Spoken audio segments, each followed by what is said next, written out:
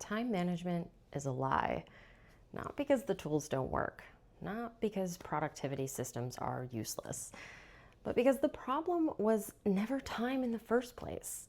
You cannot manage time. Time does what time does.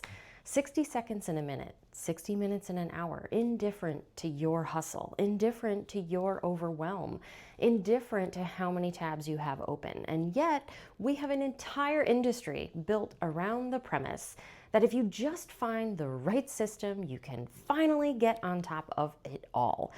But what if getting on top of it all was never the point? Here's what I would like you to consider: the chaos in your schedule, the overloaded task list, the inbox that owns your morning before you've even decided what matters to you, the constant feeling of being behind no matter how hard you work or how early you get up. You created that, not accidentally, not because life is hard and things pile up. You created it on purpose.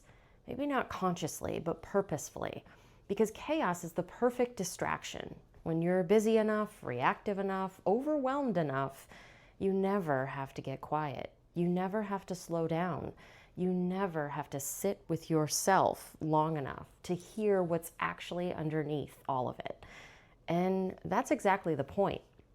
Staying busy is the most socially acceptable way to avoid yourself that has ever existed. Nobody questions the person who says they're overwhelmed. Nobody pushes back on the packed schedule. Busy is respected. Busy looks like ambition, and it looks like you're doing the work. But for a lot of people, busy is armor. It's the thing that keeps you moving fast enough that you never have to feel what's waiting for you when you stop. The unprocessed emotion, the question you've been avoiding, the truth about what you actually want versus what you've been telling yourself you want. The quiet where self lives and the noise has been drowning it out for years. The chaos isn't happening to you. You built it because some part of you decided that staying in motion was safer than getting still.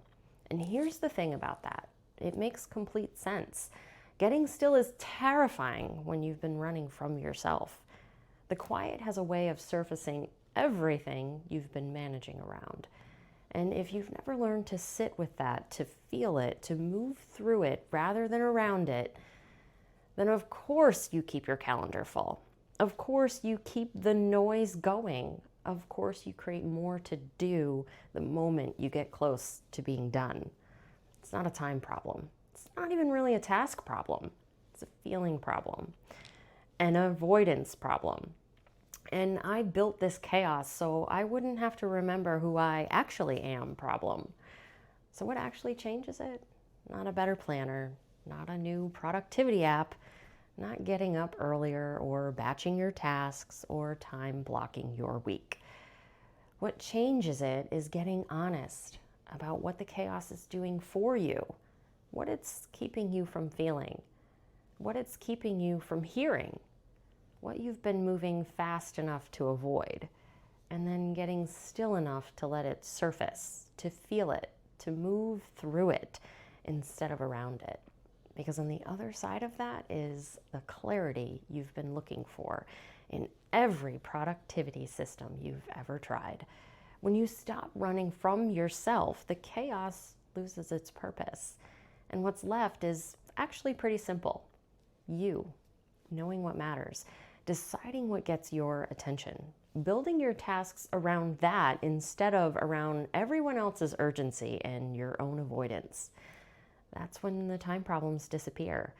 Not because you have more hours, but because you stopped using your hours to hide from yourself.